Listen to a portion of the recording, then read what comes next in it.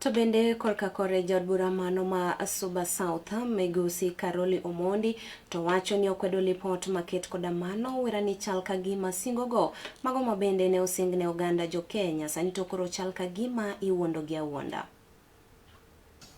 We are here to defend Baba's legacy. That is why we are doing this. It is so important for us. And I think it is important for Kenya and those who have been with Baba all along in his quest for a better Kenya. This particular document has Baba's signature. So it is important that people get an accurate, truthful, independent, impartial, and correct report on what is being done about Baba's commitment to Kenyans when he signed the 10-point agenda.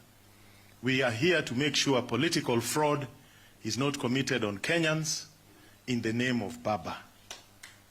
That is why we are here. We must protect Baba's legacy. That is our duty as members of ODM, as members of Linda Mwananchi, as people who worked with Baba.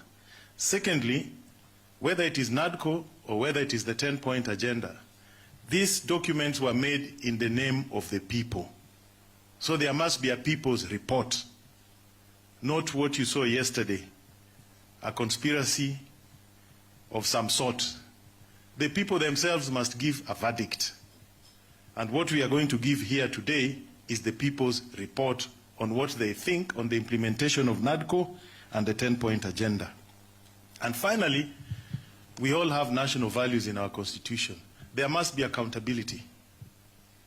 When leaders make certain public commitments, they must be held accountable. What we are trying to do here is to hold those who signed this to be accountable to Kenyans. So people may ask,